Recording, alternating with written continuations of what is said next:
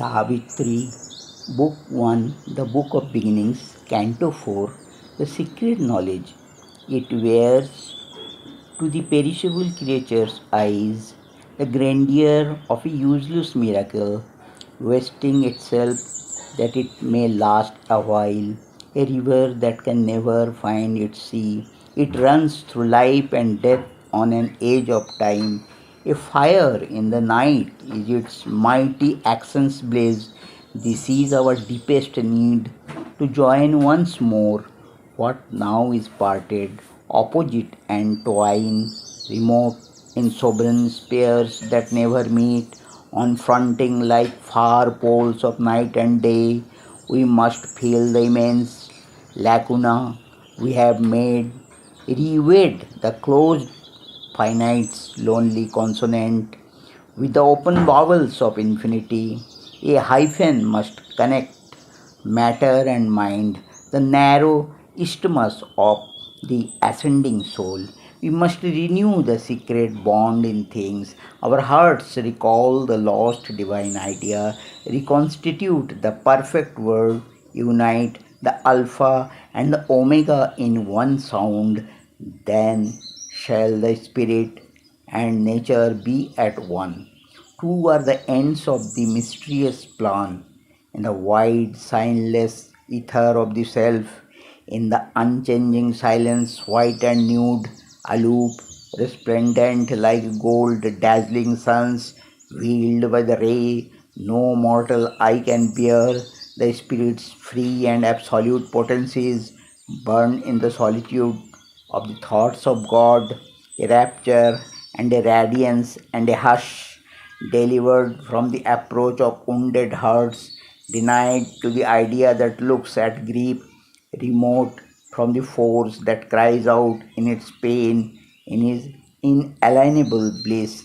They live immaculate in self knowledge and self power, calm they repose on the eternal will.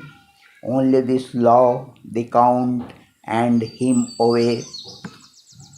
They have no goal to reach, no aim to serve, implacable in their timeless purity.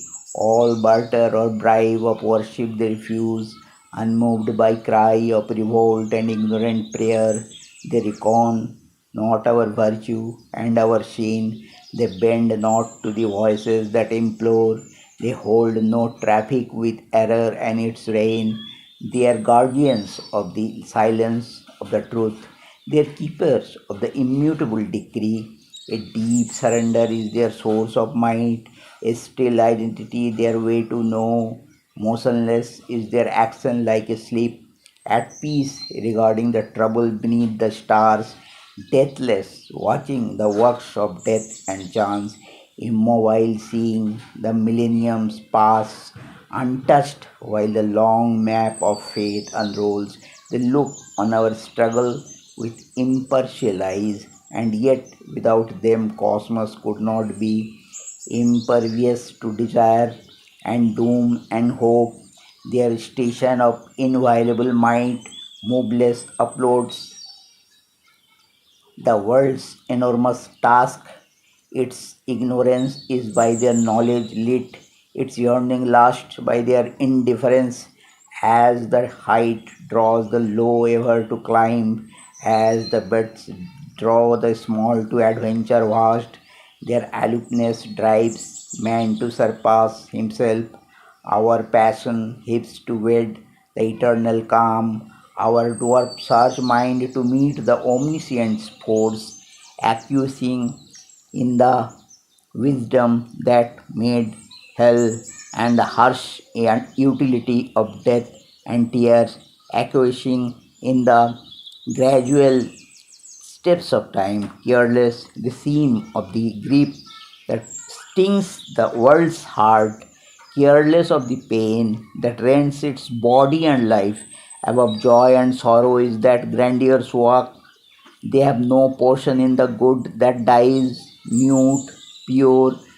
They share not in the evil done, else might their strength be marred and could not save, alive to the truth that dwells in God's extremes.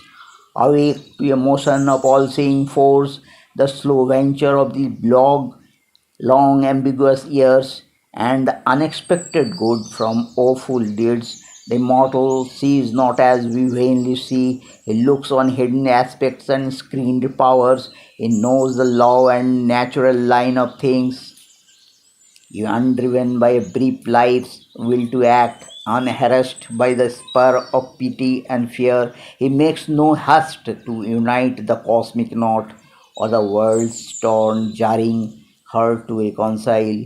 In time, he waits for the eternal's hour, yet a spiritual secret aid is there, while a tardy evolution's coils wind on, and nature hews her way through adamant, a divine intervention, thrones above, alive in a dead, rotating universe. We will not here, upon a casual globe, abandoned to a task beyond our force, even through the tangled anarchy called fate, and through the bitterness of death and fall, an outstretched hand is felt upon our lives.